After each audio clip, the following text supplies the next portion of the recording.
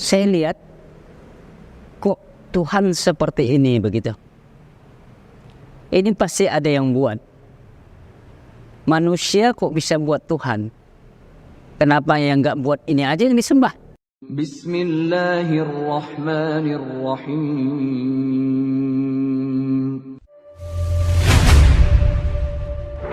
Ya ayyuhalladzina amanu dukhulu fis-silmi kaffah.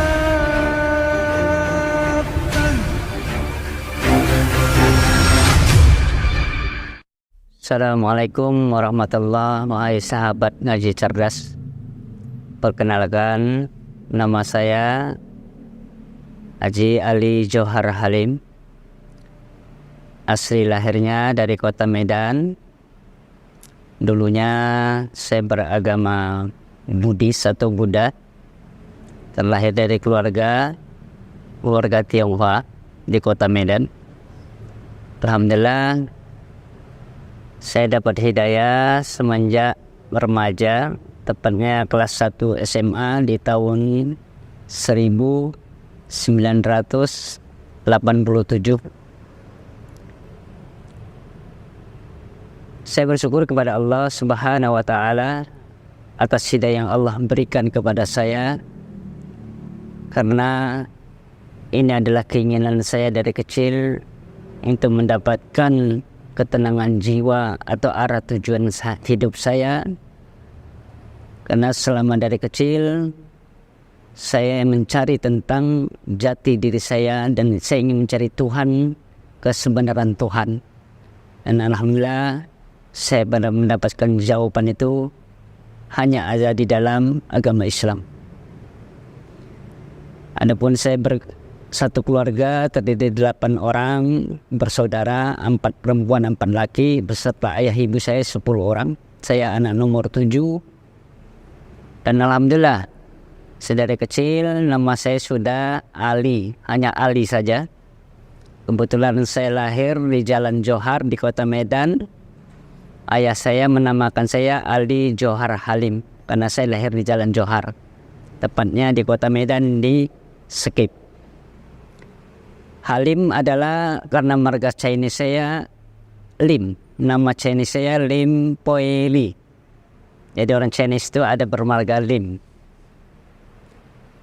Alhamdulillah, dalam mencari agama yang hakiki ini, Islamlah yang menjawab tentang kehidupan dari fase alam ruh ke alam rahim ke alam dunia, serta setelah adanya kematian ke alam barzah, alam yaumil masyar, dan nanti di mana ditempatkan kita di alam nar atau jannah sesuai dengan amal ibadahnya.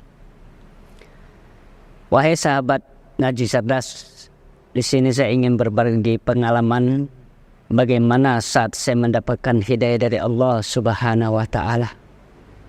Karena dalam pencarian Islam ini ada rasa takut yang amat sangat, karena saya dari kecil sering mendengar tentang pengajian yang sayup-sayup saya dengar, tapi tidak hadir langsung di tempat pengajian itu, tentang hari kiamat, tentang azab kubur.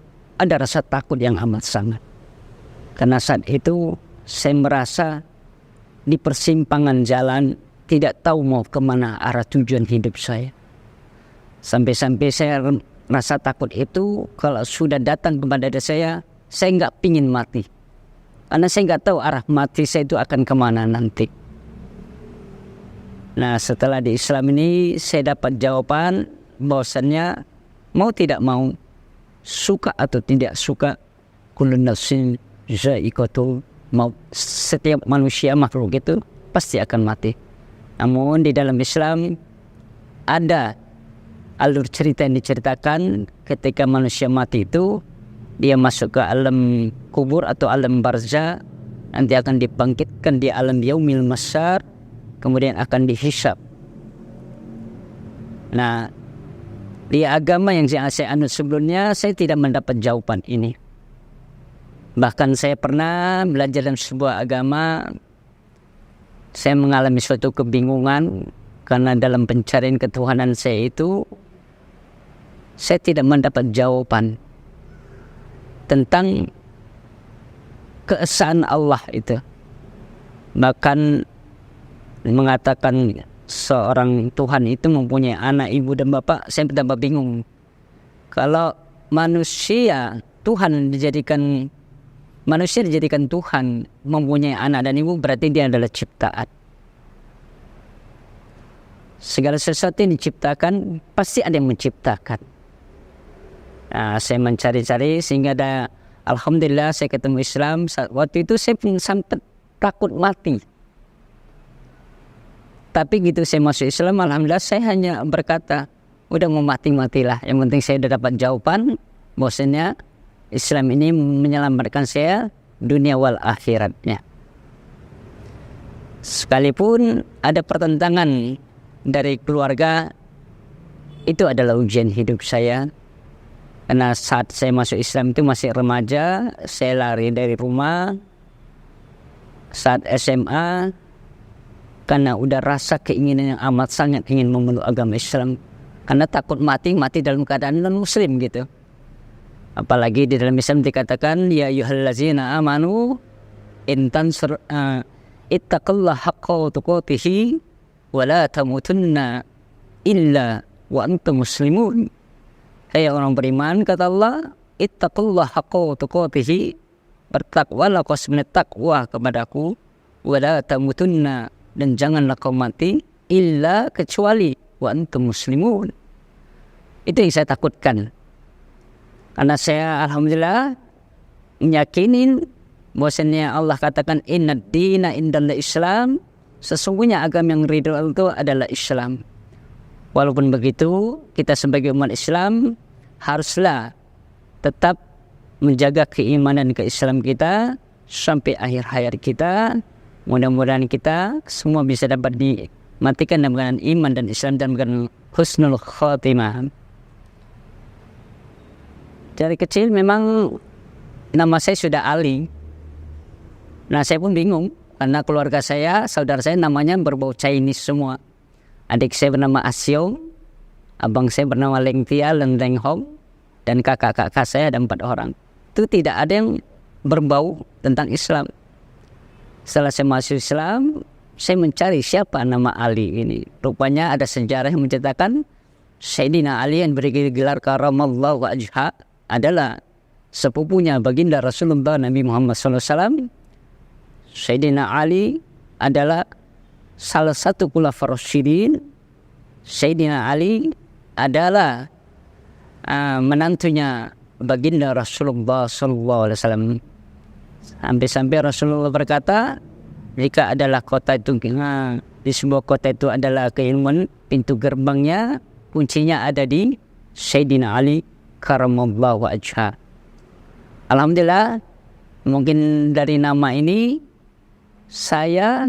Allah saat di dalam rahim ibu saya, Allah percikan rahmat hidayah itu bagi diri saya. Namun sampai detik ini saya tetap berdoa sekiranya orang tua saya, adik saya, dan kakak-kakak saya bisa mendapatkan hidayah dari Allah Subhanahu wa ta'ala. Karena Islam itu adalah agama yang indah, Islam itu adalah agama keselamatan, maka masuklah ke dalamnya agar kita mendapat keselamatan dalam kehidupan dunia dan akhirat. Jadi ketika saya mencari tentang ketuhanan, saya itu selalu sedari kecil dibawa orang tua saya ke sebuah wihara. Karena dulu saya beragama Buddha, saya melihat ada sebuah patung yang dengan jubah kuning emas dan memakai duduk bersila. Saya lihat kok Tuhan seperti ini begitu. Ini pasti ada yang buat. Manusia kok bisa buat Tuhan? Kenapa yang nggak buat ini aja yang disembah? Kalau manusia bisa buat Tuhan. Dalam pencarian ini saya tidak nyaman gitu. Kalau mau ke wihara itu saya merasa tidak nyaman. Alhamdulillah sedari saya juga mencari ketuhanan di semua agama yang bernama agama Nasrani. Saya belajar dari kelas 1 SD sampai kelas 3 SMP tentang Trinitas. Jadi saya lihat di situ ada pernyataan dari guru-guru yang di sekolah mengatakan bahwasannya itu Tuhan itu mempunyai bapak, Tuhan itu mempunyai ibu, Tuhan itu mempunyai anak. Saya berpikir lagi, kalau Tuhan berbapak, beribu dan beranak, nanti bisa bercucu dan bercicit. Kok sama dengan ciptaan Tuhan yang bernama manusia? Ini nggak masuk secara logika saya gitu. Sampai satu masa saya hampir waktu itu mau dibaptis, saya tidak mau. Karena saya tidak meyakinin begitu. Rasa kecintaan saya Islam itu mencari. Ada satu getaran di dalam hati saya ketika teman-teman kecil saya di lingkungan Medan itu mengajak saya bertakbiran. Ada rasa kecemburuan saya kepada teman-teman saya Muslim. Saat itu saya diajak untuk bertakbiran.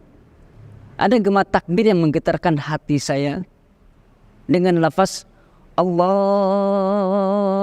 Akbar, Allahu Akbar, Allahu Akbar, La ilaha illallah, Wallahu Akbar, Allahu Akbar, walillahil hamd. Kok Tuhannya orang Islam ini agung sekali. Seolah-olah saya merasakan langit itu menggema asma-asma Allah seolah menggetar. Kok Tuhanku tidak seperti ini? Ada rasa kecemburuan saat itu. Nah, dalam pencarian ini sepulangnya dari takbiran melalui kalau di Medan itu naik pick up namanya, beramai-ramai. Sampai turun dari pick up, teman-teman saya masuk masjid melanjutkan takbiran. Saya nggak dikasih masuk. Saat itu teman saya bernama Subki berkata, Ali, kamu tidak boleh masuk masjid. Loh, kenapa? Saya bilang, karena kamu bukan orang Islam. Saya merasa sedih. Saya protes kepada Tuhan. Kepada sesuatu itu saya menyebut Allah. Saya hanya menyatakan kepada Tuhan, ya Tuhan, kenapa engkau tidak adil kepadaku? Sebagaimana teman-temanku, mereka dilahirkan dari seorang ibu yang muslim. Kenapa ibuku tidak muslim? Saya menangis. Di luar masjid itu saya duduk sendiri menangis. Engkau tidak adil kepada aku. Aku ingin mengagungkan engkau. Aku ingin memuliakan engkau. Tapi aku tidak bisa masuk ke rumah engkau. Inilah protesnya saat masih kecil dalam pencarian tentang ketuhanan. Nah, saat itu SMP saya meyakinkan bahwasannya saya mencari terus. SMP saya tidak mau makan lagi namanya daging babi di rumah. Karena ada satu kisah ketika saya di sekolah di SMP, saya masih tetap belajar agama Kristen. Saat itu saya telat keluar dari ruangan kelas saya untuk pindah ke kelas sebelah. Saya ditahan sama teman saya, udah duduk di sini aja di kelas ini. Saat itu pelajaran agama Islam, saya harus pindah. Nah, di situ menjelaskan tentang yang namanya haramnya daging babi. Sempat protes juga saat itu, saya bilang, kenapa sesuatu yang haram diciptakan sama Tuhan? Nah, suatu masa saya mendapatkan sebuah buku tentang ada yang zat atau binatang cacing pita yang di dalam babi yang kalau dipanaskan dengan panas sekian derajat Celcius pun dia tidak akan mati. Jika dia akan dikonsumsi, maka dia akan bisa berkembang biak. Saat itu saya tidak mau makan babi lagi di rumah. Orang tua saya mengalami kebingungan karena saya udah jarang makan di rumah. Setiap ada masakan yang bernama daging babi, minyak babi, saya nggak mau makan. Kadang-kadang saya minta uang untuk beli nasi, orang tua saya marah. Nah di situ orang tua saya mulai curiga sama saya. Alhamdulillah, mendingan saya nggak makan nasi atau nggak makan daripada saya harus makan babi. Itu mulai saya tinggalkan yang nama makan babi. Nah di situ dan mencari semenjak saya SMA, saya sekolah di saat itu setelah tamat SMP, orang tua saya menyusul di sekolah Katolik. Saya bilang oke, saya minta uangnya, saya yang ngurus sendiri. Nah kebetulan teman-teman saya banyak sekolah di Tunas Kartika atau yang pemilik tentara punya TNI punya. Saya daftar di sana. Alhamdulillah sana banyak muslimnya. Karena kalau saya di sekolah Katolik masih banyak orang non muslimnya gitu. Nah saat saya mencari itu saya berazam dalam diri saya bernazar. Saat saya SMA ini saya harus masuk Islam. Karena ada rasa khawatir dalam saya takut mati dalam keadaan kafir begitu. Karena katanya kalau saya dengar pengajian, kalau orang mati dalam keadaan kafir, maka dia tidak mendapat akan ditempatkan di dalam narnya Allah Subhanahu wa taala.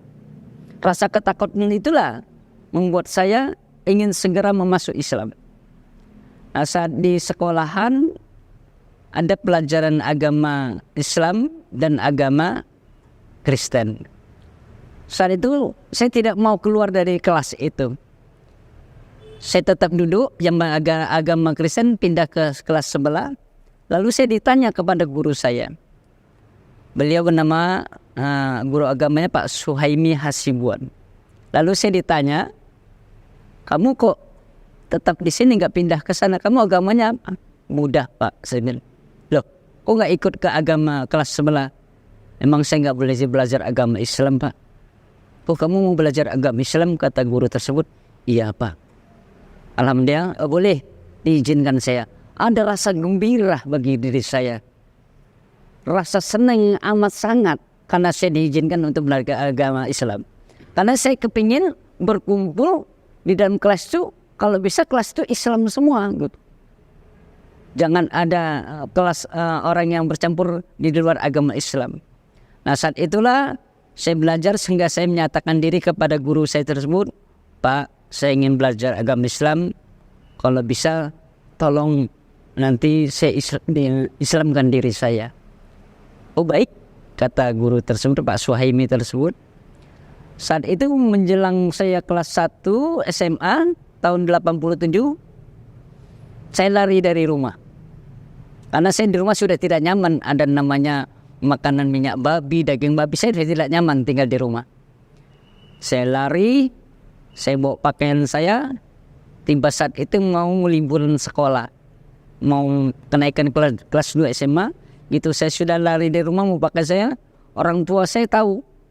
Lalu orang tua saya menyuruh orang mencari saya kemana-mana. Saya ngumpet pindah sana pindah sini ke rumah teman-teman saya. Dan orang tua saya itu nggak begitu paham sekolah saya di mana, karena sibuk dengan pekerjaan. Orang tua saya itu berdagang. Yang satu lagi orang tua saya itu bekerja. Ayah saya merantau di suatu daerah yang bernama di perdagangan sebagai mandor. Nah saat itu saya lari dari rumah, saya ingin menyatakan di masuk Islam, tiba-tiba guru tersebut nggak berani. Kalau dia menyatakan, dia takut orang tua saya menuntut, karena saya belum begitu dewasa begitu. Nah saya merasa kecewa, karena saya sudah merasa saya belajar di sekolah itu dengan kesungguhan. Saya belajar, alhamdulillah nilai di rapat itu saya dapat 8 atau 9, sampai teman-teman Islam saya cemburu. Kok yang non muslim nilai di rapor dapat 8 sampai 9, kok kami 6 sama 7. Ya kata guru tersebut memang dia benar ngisinya. Karena saya dulu lagi senang-senangnya belajar ilmu fikih, yaitu bukunya ada Sulaiman Rashid namanya. Nah di situ saya merasa kecewa. Tiba-tiba saya ada teman saya bernama Umar Rahman. Teman ini semenjak SMP saya juga berteman sama dia, sering main ke rumah dia tuh. Nah saya bercerita pada Pak Umar, Pak Suhaimi nggak mau ngislamin saya, katanya tunggu saya tamat SMA. Saya nggak mau, kalau bisa saya sekarang, gimana ini marah. Alhamdulillah Dia mendengarkan apa yang saya ceritakan. Kemudian dia berkata, Ali, sabar ya, saya nanti ngobrol sama ayah saya. Alhamdulillah. Besoknya teman saya ini berkata, Li, kau disuruh ayah ke rumah, ayah mau ngobrol sama kamu. Alhamdulillah, setelah bercerita, lalu kata ayah teman saya ini, Pak Abdurrahman, seorang dosen di Universitas Pancabudi Medan. Kalau memang begitu, ini mau masuk bulan Ramadan, kamu tinggal di rumah aja. Kamu sekolah bareng sama Umar. Alhamdulillah, saya tinggal di sana, saya disuruh puasa. Nah, pengalaman unik saya menjalankan puasa ini, begitu baru sekitar seminggu saya puasa, saya jatuh sakit. Tubuh saya panas. Lalu orang tua angkat saya menyuruh saya, gak usah puasa. Saya gak mau, tetap saya puasa. Karena ini pengalaman pertama saya berpuasa. Sekalipun saya belum bersyahadat, belum masuk Islam. Tiba tepatnya tanggal 25 Mei tahun 1887 di pagi hari. Kalau tidak salah itu di malam di hari ke-27 bulan Ramadan. Saya dipanggil sama orang tua teman saya, Pak Abdurrahman ini, mengatakan, Ali, Bapak lihat kamu ada kesungguhan untuk masuk Islam. Kapan kamu mau Islam? Bapak siap mengislamkan kamu. Saya merasakan ini sebuah kesempatan emas yang gak boleh disia-siakan lagi. Saya minta kepada orang tua teman saya ini, tolong Islamkan saya hari ini juga.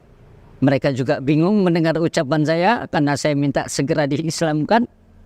Kalau gitu, kalau bisa malam nanti kita persiapkan.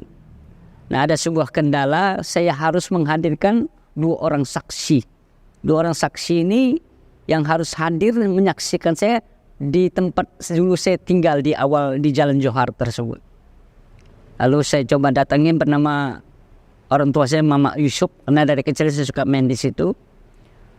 Beliau juga ketakutan karena beliau pernah diancam sama orang tua saya, jangan sampai mengislamkan diri saya. Kalau sempat mengislamkan diri saya akan dilaporin ke polisi. Lalu ada seorang lagi bernama Mama Ana, saya manggilnya Ibu Ana atau Mama Ana. Dia seorang guru ngaji di maktab. Saya dekat sama beliau ini. Saat itu saya menyatakan diri, Mak, mau nggak jadi saksi untuk saya masuk Islam. Kaget dia dan tidak percaya. Karena apa? Masa kecil saya memang cukup nakal. Dan yang tahu ilmu saya masuk Islam ini saya sama Allah saja. Orang lain tidak ada yang tahu. Jadi keinginan saya hanya Allah saja yang tahu. Sampai dia meragukan, mana mungkin kau masuk Islam? Kamu masih suka beli minyak babi ke situ.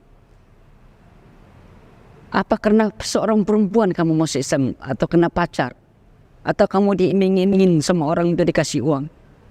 Saya menjawab, Mak, kalau saya beli minyak daging babi itu untuk kebutuhan dagang orang tua saya, kan disuruh orang tua. Kalau Mama mau tahu, tangan saya bungkus plastik ketika memegang panci tersebut. Jika terkena, saya cuci bersih-bersih pakai air. Dan saya masuk Islam ini lillahi ta'ala. Barulah beliau yakin, alhamdulillah malam itu mau menyaksikan saya masuk Islam. Namun keislaman saya ini orang tua saya tidak tahu sama sekali karena dirahasiakan. Dan saya minta dirahasiakan keislaman saya, jangan ada sampai satu kampung itu tahu saya masuk Islam. Karena ada ketakutan dari orang tua saya yang akan mencari saya, yang akan menuntut orang-orang yang mengislamin saya. Karena saat itu saya masih kelas 1 SMA dan saya buat surat pernyataan diri bahwasannya ini benar-benar keinginan saya tanpa ada paksaan dan suruhan dari orang lain. Alhamdulillah malam itu saya disyahadat, ada rasa haru. Begitu mengucap kalimat syahadat, dibimbing oleh seorang kiai dan dari Departemen Agama Medan. Ketika saya mengucapkan kalimat asyhadu an la ilaha illallah wa asyhadu anna Muhammadar Rasulullah, ada rasa getar, ada rasa bahagia, ada rasa sedih. Karena hal ini sudah saya inginkan sejak dari dahulu. semenjak saya dari kecil. Dan saya bersyukur saat itu seolah-olah semua beban di dalam diri saya itu hilang. Yang mungkin selama ini yang saya cari saya sudah dapatkan. Bahkan saya sempat berkata dalam diri saya, mau kiamat-kiamatlah, yang penting saya sudah Islam. Ada rasa gembira yang amat sangat. Karena yang saya takutkan, jika saya mati dalam keadaan kafir, maka Allah akan menempatkan saya di nerakanya Jahannam Allah Subhanahu wa Ta'ala. Alhamdulillah malam itu saya diislamkan di keluarga Bu Haja Zainabun. Beliau adalah mempunyai orang anak Pak Abdul Rahman, dosen di Universitas Pancabuni Medan, dan memiliki cucu yang bernama Umar Rahman, adalah sahabat terkarib saya. Jadi masih daripada bundinya istrinya Pak Edi Rahmayadi Permargaan Bis. Alhamdulillah rasa gembira itu amat sangat saya dapatkan. Saya sudah Islam. Selama ini keinginan dari kecil ingin saya cari, saya dapatkan. Malam hari itu saya dimandikan Islam. Besok pagi saya khitan. Dan di saat mulai khitan saya disuruh mengucapkan 2 kalimat syahadat lagi. Alhamdulillah setelah 3 hari, saat itu saya tidak berpuasa lagi karena dalam keadaan khitan, saya dapat melaksanakan sholat Id pertama sekali. Tetapi keislaman saya ini rupanya menyebar juga ke orang-orang. Sampailah ada seorang yang diseganin di Jalan Johar di Medan Sekip itu mendengar keislaman saya dipanggil. Namanya Bang Tong. Saya dipanggil ke rumah dia karena mama yang jadi Islam jadi mama Ana ini mungkin bercerita kepada beliau. Dia nggak percaya kalau saya masuk Islam. Alhamdulillah saat itu saya disuruh bersyahadat, saya dipeluk sama beliau. Rasa haru sampai beliau berkata, kalau ada apapun yang terjadi sama kamu, saya siap membela kamu, Ali. Saya bersyukur ada orang-orang yang banyak mencintai diri saya. Namun perjalanan hidup ini masih panjang harus saya lalui, terutama pertentangan dari keluarga saya. Nah, ketika saya masuk Islam ini, saya sempat main pulang ke rumah. Dan sempat waktu itu saya dicari-cari orang tua, mau disidang juga. Karena orang tua mengetahui bahwasanya ini ciri-ciri saya itu udah mau ke Islam gitu.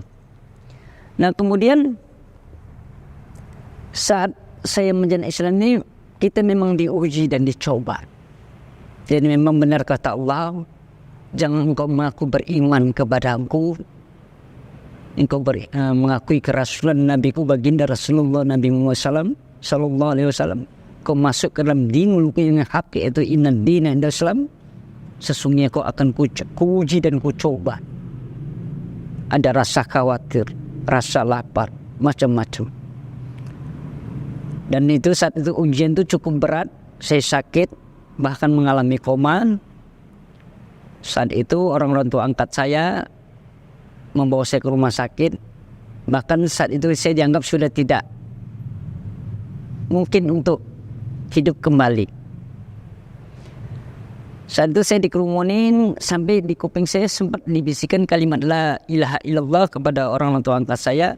Dan waktu itu ibu saya udah hadir di situ. Ada yang memberitahukan bahwa saya masuk rumah sakit. Ibu saya berkata kepada namanya Bu Nur, ya anak saya dibisikin apa itu? Lalu diceritakan bahwa saya sudah Islam. Kaget orang tua saya. Dan orang Islam kalau mau udah seperti begitu harus dituntun namanya dengan kalimat la ilaha illallah. Lalu saat itu juga orang tua saya memisahkan saya dari keluarga orang tua angkat saya. Saat itu saya dipindah dari rumah sakit itu ke rumah sakit Nasrani yang di Medan, di mana rumah sakit Elizabeth. Di tengah malam saya sadar, lalu saya dibujuk untuk bisa pindah ke rumah sakit. Awalnya hanya berkata ke ahli syaraf, ke dokter syaraf, tidak mengatakan ke rumah sakit dulu, rumah sakit Elizabeth ini. Dan saya lihat orang-orang tua angkat saya udah gak ada kecuali satu, anak ibu angkat saya bernama Bang Yusuf, dia hadir di situ juga. Malam itu saya dibawa di mobil ambulan dalam keadaan diinfus. Tiba saya tersadar di rumah sakit itu, saya lihat ada patung gambar Bunda Maria di rumah sakit itu di tamannya. Saya protes, saya cabut infus tersebut karena saya nggak mau sampai masuk ke rumah sakit tersebut. Saya tidak sadar lagi. Tiba saya sadar, saya sudah di dalam keadaan di seat belt, tubuh saya, kaki saya dan kepala saya di X-ray. Tapi X-ray-nya zaman dulu pakai lampu cahaya yang besar. Di dalam seperti ada di kerangkeng kepala saya itu di X-ray otak atau kepala saya ini. Saat itu saya protes, saya minta pulang karena di rumah sakit itu ada khutbah tentang agama tersebut. Saya tidak nyaman, saya merasa tidak nyaman. Saat itu saya minta pulang, ibu saya marah, mengatakan saya anak durhaka, tidak mau ikut atau orang tua. Tapi ibu saya belum menceritakan tentang keislaman saya. Saya pun tidak memahami kalau ibu saya itu udah tahu gitu. Tiba setelah seminggu, waktu itu saya minta pulang, alhamdulillah anak ibu angkat saya Bang Yusuf ini ikut. Saya minta pulang, dia antar naik beca. Setelah seminggu alhamdulillah saya udah agak mendingan sehat. Saya pulang ke rumah pagi-pagi ingin membantu mengangkat barang-barang dagangan orang tua saya. Nah, ibu saya saat itu sama sekali tidak mau ngomong sama saya. Diam aja begitu. Saya merasa ada yang aneh gitu. Tapi saya tetap membantu orang tua saya itu mengangkat meja, apa yang dibutuhkan dari dalam rumah keluar untuk berdagang. Karena orang tua saya itu berdagang sarapan pagi gitu. Nah kemudian seminggu kemudian saya pulang lagi pasar pagi. Saya nggak pernah nginap di rumah, hanya sekedar datang membantu aja pagi. Lalu ibu saya berkata, Ali, kamu nggak salah masuk rumah, jangan kau langkahkan kakimu. Kau lihat nomor rumah ini benar-benar, apa nggak salah nomor kau masuk rumah ini. Saya merasa kaget atas ucapan orang tua saya. Karena orang tua saya berkata, kamu rupanya masuk Islam diam-diam ya. Udah kami larang, kamu tetap ngelawan, nggak mau nurut kepada kami. Saya diam aja. Saya sangat sayang kepada ibu saya. Saya tidak pernah mau membantah apa yang disuruh, tetap saya lakukan. Karena saya dari kecil, apapun yang disuruh ibu saya selalu mengerjakannya gitu. Nah saat itu saya merasa sedih. Anak orang tua saya berkata, mulai detik ini kau bukan anakku lagi. Ada rasa sedih saya karena saya lahir dari seorang ibu yang sangat saya cintai, menyatakan saya bukan anaknya lagi. Alhamdulillah saya tidak pulang ke rumah, namun orang tua saya tetap memantau saya rupanya. Nah saat itu orang tua saya sudah pindah namanya dari Jalan Johar ke Gulugur Bypass, Desa Silalas namanya, dan menyuruh orang untuk membujuk saya pulang ke rumah untuk balik ke agama dulu. Tetap saya berkomitmen atas diri saya bahwasanya saya tidak akan pindah apapun yang terjadi bagi diri saya, sekalipun nyawa taruhannya. Karena rasa cinta saya sama Islam itu memang saya idam-idamkan dari kecil. Sampai ada seseorang memujuk saya mengatakan, Ali, tadi mama kamu pesan sama saya, pulanglah ke rumah. Ngapain kau tinggal di rumah-rumah orang? Gak jelas kehidupan kamu. Orang tua kamu masih sanggup menyekolahkan, menafkahin kamu, membiayai kamu. Kenapa harus tinggal di rumah-rumah orang? Dan balik ke agama dulu. Yang nyuruh ini beragama Hindu. Saya tetap tidak mau, karena saya merasakan ujian ini adalah perjalanan hidup saya yang harus saya jalani. Nah, setelah sekian lama saya menjalankan Islam tersebut, alhamdulillah dengan rintangan dan ujian yang saya jalanin sampai saya mencari nafkah untuk biaya hidup sekolah saya bekerja, apapun saya kerjain. Sampai saya menarik beca, menjadi kuli bangunan, bahkan ngumpulin sampah warga, saya kerjain. Saya merasa yang penting saya sudah masuk Islam. Karena agama yang saya anut ini tidak bisa ditukarkan dengan apapun. Karena dalam mindset pola pikir saya, cara pandang saya, dan arah tujuan hidup saya sudah benar terarah dengan agama ini. Karena ini adalah sebuah agama yang menceritakan tentang fase kejadian tentang manusia dari alam ruh ke alam rahim, ke alam dunia, ke alam kubur atau alam barja, dan akan dibangkitkan ke alam yaumil masyar, sehingga nanti kita dihisab di sana akan meniti titian syaratul mustaqim dan arahnya ke dalam nar atau jannah tergantung amal ibadah kita. Yang jelas setiap masih ada kalimat di dadanya, kalimat la ilaha illallah Muhammadur Rasulullah, dia akan masuk ke dalam jannahnya Allah walaupun melalui proses penghisaban. Jadi inilah ketenangan jiwa saya, bahwasannya saya meyakini ini bukan 100%, 1000%. Apapun yang terjadi, agama ini tetap saya pegang kuat-kuat. Jangan sampai saya lepas lagi.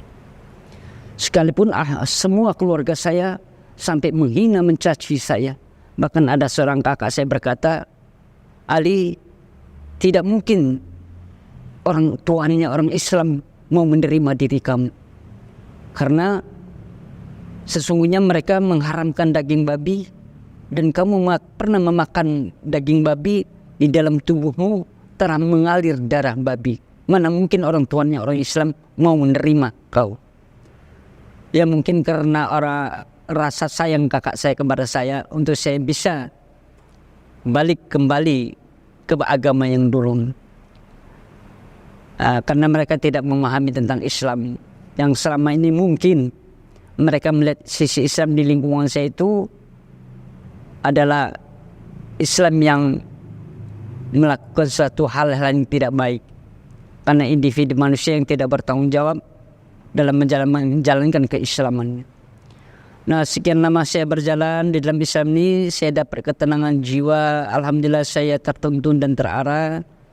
Saya masih saat itu, karena sekolah saya jurusan biologi, saya sibuk dengan berkutat dalam pelajaran. Selesai dari SMA, ada ditawarkan orang tua angkat saya, apakah saya akan mau bekerja atau mengikuti orang tua angkat yang sudah disiapkan sama orang tua angkat saya, menjadi anak angkat Ibu Haja Ani Idrus, orang yang terpandang di kota Medan yang mempunyai koran harian Waspada, dan seorang anak angkat seorang ulama, atau bekerja atau ikut kiai. Alhamdulillah saya bilang saya ikut kiai. Namun saya saat itu diberikan pesan kepada orang tua saya, kalau kau ikut kiai nanti kau tinggalnya di sebuah gubuk, kau akan ngurus masjid. Saya bilang gak apa-apa, saya ingin bisa baca Quran, saya harus ikut sama kiai sekalipun saya harus ngurus masjid. Dan alhamdulillah emang apa yang dibilangkan orang tua saya semuanya benar. Saya ditinggal sebuah gubuk, saya berguru kepada seorang kiai asli dari orang Banten yang tinggal di Marelan, Pasar 6, Kampung Banten, yang bernama Pak Kiai Haji Muhammad Isa bin Abdul Malik Al-Bandani. Beliau sudah almarhum, semoga saja guru saya ini ditempatkan Allah di dalam jannahnya, diterangkan kuburnya, menjadikan kuburnya raudhah min riyadil jannah. Karena saya sangat menghormati guru saya ini. Beliau begitu baiknya menuntun dan membimbing saya untuk saya bisa membaca Al-Quran. Nah, proses setahun saya berikut beliau, saya selalu melakukan sesuatu hal dengan izin beliau.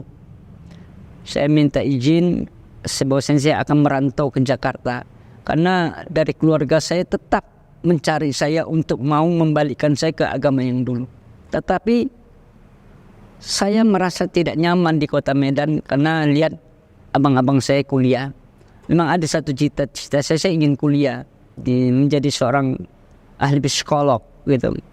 Namun saat itu tawaran dari orang tua saya menyatakan, jika kau ingin kuliah silahkan sampai gelar sarjana sebagaimana dengan abang-abang saya, tapi dengan satu syarat, saya tidak boleh mencium-cium tanah lagi. Artinya tidak boleh sholat, dan kemudian saya harus meninggalkan agama Islam saya. Saya menyatakan diri, mendingan saya tidak punya gelar daripada saya tidak punya iman. Karena iman ini adalah sangat berharga dalam diri saya, sehingga saya putuskan saya harus hijrah dari kota Medan. Saya berangkat ke Jakarta. Waktu itu saya hanya ikut nenek angkat saya, sehingga orang berkata, kamu akan tinggal di mana? Lalu saya bilang, saya tinggal di masjid-masjid saja. Nah, rumah Allah itu rumahku, kata saya bilang begitu. Alhamdulillah, saya tinggal di sebuah masjid juga, sempat di Hayam Murud, di Masjid Tablik namanya. Ada 4 bulan saya tinggal di sana. Dan ujian tetap ada, tapi keyakinan saya sangat tinggi. Proses ujian ini menempa nilai-nilai batas kesabaran, keikhlasan saya, keimanan saya, untuk tidak bisa tetap bertawakal kepada Allah Subhanahu wa Ta'ala.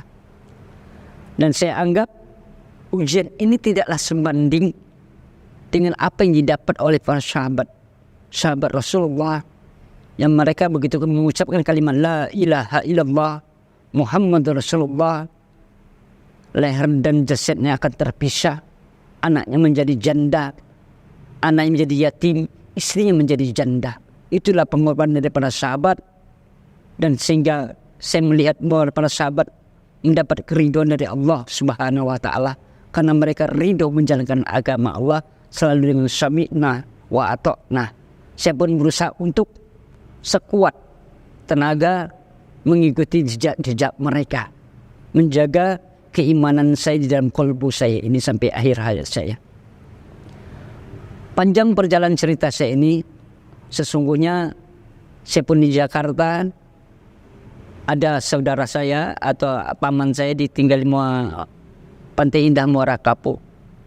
Saat itu saya sempat berkunjung kepada beliau, tapi beliau sangat marah kepada saya karena saya masuk Islam. Saya juga tidak menyalahkan mereka karena mereka belum paham atas agama yang saya anut gitu. Dan mencari-mencari, saya sekalian ikut tablik, saya sekali menyampaikan rasa tanggung jawab saya kepada agama ini, untuk menyampaikan, mentablikkan agama Allah ini adalah bagian dari tanggung jawab saya, yang kita sudah mengaku beriman kepada Allah dan Rasulnya, sebagaimana para sahabat ketika masuk Islam, mereka juga menyampaikan, mentablikkan agama Allah, berjuang bersama Rasulullah SAW. Sekian lama saya berjalan di sini, banyak tetap ujian dan cobaan yang dijalanin, namun saya tidak pernah berputus asa. Saya yakin, seyakin-yakinnya bahwasanya kehidupan ini akan didapat sebuah kenikmatan kalau kita mau menjalani secara ikhlas dan sabar. Walaupun kita bukan orang ikhlas, walaupun kita orang bukan yang paling sabar, tapi berusaha untuk berbuat ikhlas dan bersabar, untuk tetap bertawakal kepada Allah Subhanahu wa Ta'ala. Karena saya yakin Allah pas berjanji kepada hamba-hambanya yang mengatakan, ya ayyuhallazina amanu in tansurullaha yansurkum wa yusabbit aqdamakum. Hai orang-orang beriman, kata Allah, barang siapa yang menegakkan, membantu, menolong agamaku, niscaya kau akan kutolong. Sahabat ngaji cerdas, pengalaman yang saya dapatkan ini adalah sebuah hidayah yang sangat tidak ternilai. Maka bagi yang kita sudah beriman, jangan lepas hidayah yang ada dalam kalbu kita hanya karena sesuatu hal yang bersifat duniawi. Ketahuilah, kerugian yang amat nyata akan didapatkan jika kita menggadaikan keimanan kita ini. Ini adalah sebuah agama yang hak, kesebenaran agama yang harus diyakini, dihunjamkan dalam kalbu kita, kepada diri kita, ahli keluarga kita, anak-anak kita, anak keturunan kita.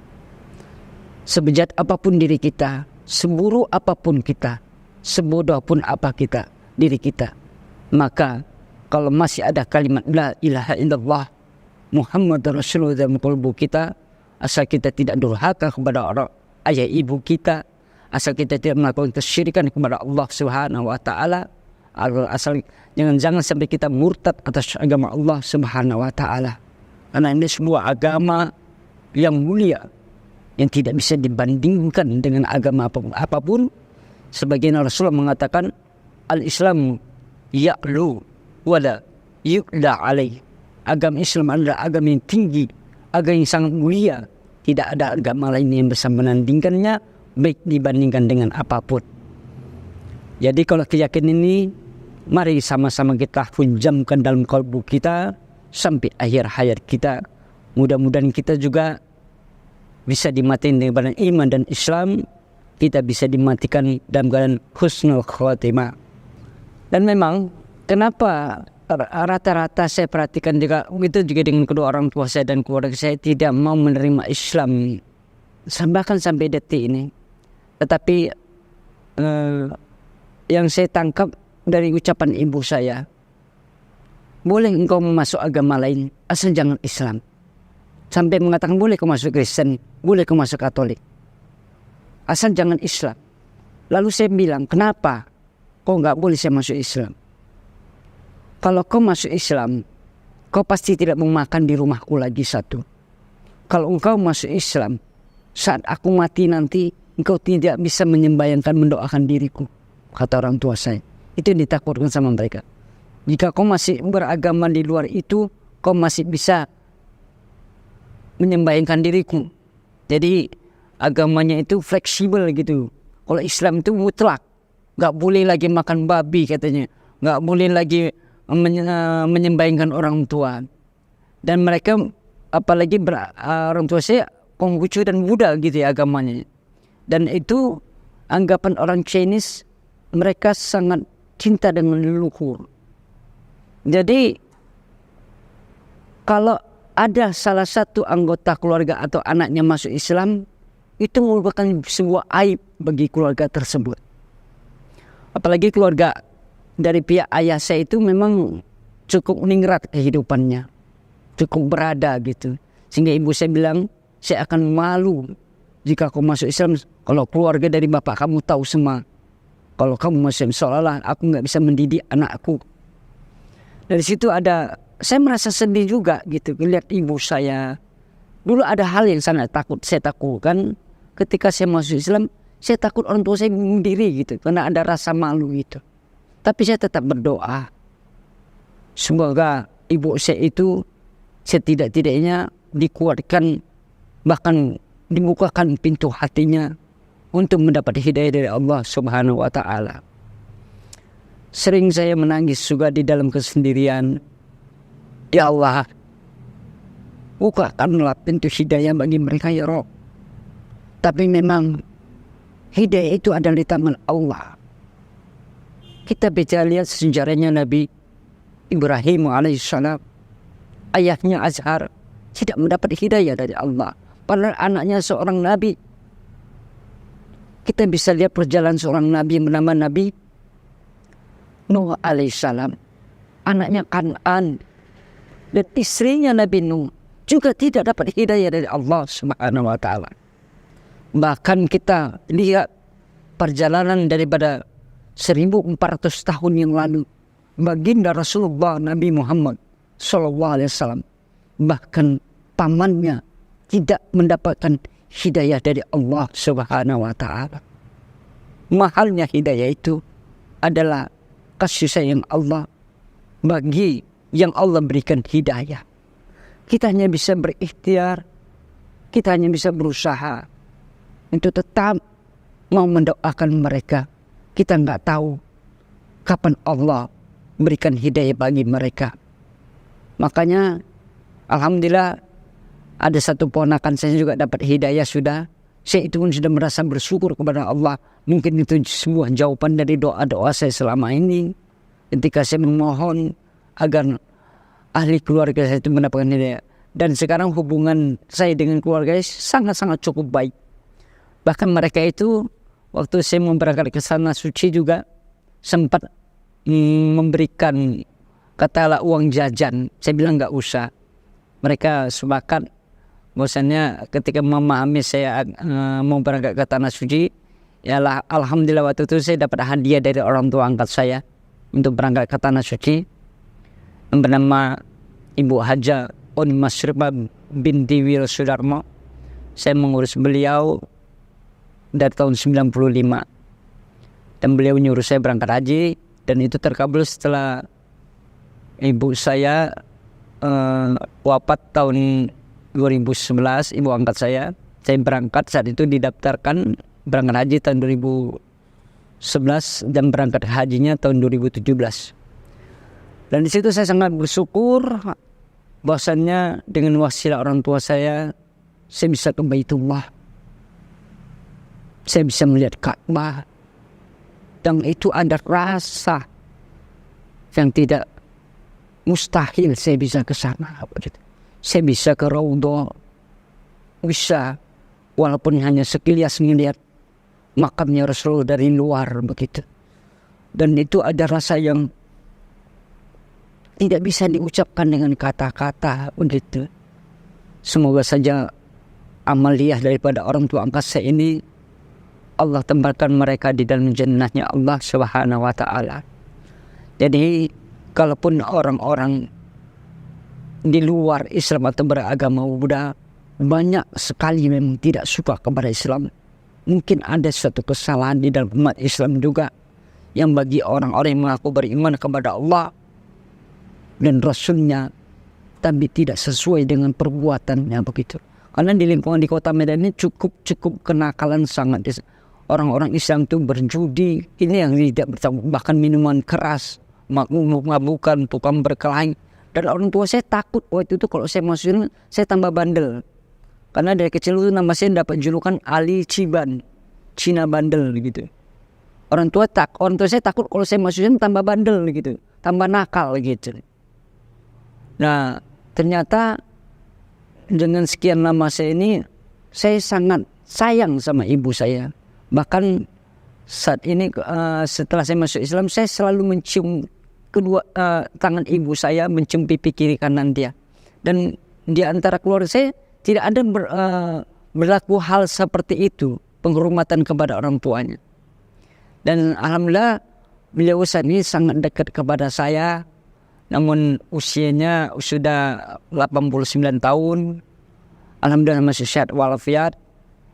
Dan saya juga selalu berkunjung, kalau datang itu berkunjung, tapi saya tetap menjaga makanan rumah saya tidak berani menyentuh. Memang dari dulu saya begitu. Bahkan gelas piring di rumah saya nggak mau pernah menyentuh. Karena sebelum di Islam juga saya sudah tidak mau makan sesuatu hal yang dari rumah saya. Bukan saya fanatik yang tidak berdasar, karena saya pahamin, saya pelajari secara ilmu tentang tahara atau tentang najis. Najis itu ada 3. Najis mukaffafa, mutawassita, dan mughalaza. Mughalaza ini najis berat, seperti air liur anjing dan daging babi atau minyak babi. Bila menempel di sebuah benda, baik itu pisau, garpu, piring, gelas, jika itu tidak disamak, maka hukumnya tetap berlaku di situ. Jadi itu yang menjadi dasar saya. Sekalipun buah di rumah itu dipotong dengan pisau rumah, tidak dalam keadaan bersih, tapi tidak disamak, saya tidak akan memakan. Alhamdulillah saat ini mereka sudah mengerti kepada saya. Setiap saya pulang ke kota Medan, selalu menyediakan air yang bersifat gelas, buah pun yang bersifat kadang-kadang buah salak, jeruk, tetap saya makan, saya hormatin kepada mereka. Namun saya pun tidak tahu di sisa umur orang tua saya ini, saya minta doanya juga kepada sahabat cerdas agar Allah memercikkan pintu-pintu hidayahnya bagi beliau. Karena salah satu orang tua saya, ayah saya sudah wafat juga tidak dalam keadaan iman dan Islam. Bahkan saat itu ayah saya dibakar, dikremasi. Saya menangis, merasa sedih. Orang tua saya tidak mendapatkan hidayah dari Allah Subhanahu wa Ta'ala. Mudah-mudahan saja dengan doa para sahabat cerdas ini, mau mendoakan ibu saya dan ahli keluarga saya, abang dan kakak saya, diturunkannya pintu-pintu hidayah bagi mereka. Jadi sekalipun kita sudah masuk Islam ini, janganlah mengaku Islam kalau kita hidup tidak diuji dan dicoba. Itu adalah bagian dari kehidupan selagi kita masih ada ruh dalam jasad kita. Mudah-mudahan kita dapat meyakini setiap ujian itu pasti ada hikmah yang kita dapatkan. Mudah-mudahan hanya sekian yang bisa saya dapat sampaikan. Adapun pengalaman hidup, kisah perjalanan hidup saya ini menjadi hikmah untuk diambil kebaikannya. Kata-kata hak itu semata-mata datang dari Allah Subhanahu wa Ta'ala. Bila pun ada khilaf dalam berucap, mohonlah dibukakan pintu maaf, itu datang dari kebodohan diri saya. Saya mohon maaf yang seluas-luasnya. Semoga kita tetap mendapat rahmat dari Allah Subhanahu wa Ta'ala, bisa menjadikan hikmah dalam menjalankan kehidupan kita ini. Saya sudah dengan wabillahi taufiq wal hidayah. Assalamualaikum warahmatullahi wabarakatuh. Bismillahirrahmanirrahim. Assalamualaikum warahmatullahi wabarakatuh. Ya, kembali lagi ya teman-teman sekalian yang dirahmati oleh Allah Subhanahu wa Ta'ala. Bersama dengan saya Hendriko Santoso selaku narasumber di Ngaji Cerdas, mencerdaskan umat. Nah, teman-teman, di sini ada produk bagus nih. Namanya Sultan Parfum. Parfum para perindu surga. Nah, di sini ada 4 macam produk nih. Yang pertama, parfum dengan aroma Raudhoh. Parfum dengan aroma Hajar Aswad.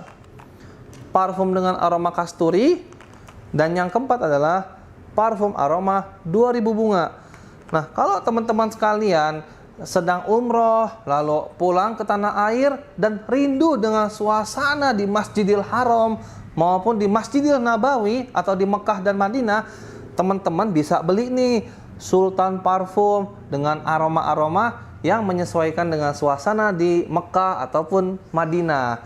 Nah, selain teman-teman beli parfum ini, nanti teman-teman dapat bonus gratisannya juga. Apa aja sih teman-teman gratisannya? Nih, yang pertama nanti teman-teman dapat kitab atau buku saku zikir pagi dan petang sesuai dengan sunnah. Nah, yang kedua, teman-teman nanti dapat gratis tasbih nih. Wah, lucu banget ya, imut nih, bisa dibawa kemana-mana. Yang ketiga, nanti teman-teman dapat juga nih kertas untuk bagaimana sih parfum ini digunakan untuk saat suasana apa aja. Di sini udah dijelasnya teman-teman semua. Nah, jadi teman-teman jangan lupa nih dibeli, informasinya ada di sini nih. Nah, dengan teman-teman membeli produk parfum Sultan ini, teman-teman sama saja dengan membantu operasional dakwahnya channel YouTube Ngaji Cerdas. Nah, luar biasa kan? Dengan harga berapa teman-teman sekalian? Cukup dengan 90 ribuan saja, teman-teman sudah bisa dapatkan ini semua nih. Masya Allah ya. Ini semua nih, semua teman-teman bisa dapatkan hanya dengan 90 ribuan rupiah. Teman-teman juga sudah termasuk membantu operasional dakwah, support channel YouTube Ngaji Cerdas. Nah, luar biasa kan? Nah, jadi tunggu apa lagi teman-teman ya? Segera hubungi di sini nih, di link yang tertera di bawah ini ya. Terima kasih ya teman-teman sudah menonton. Assalamualaikum warahmatullahi wabarakatuh.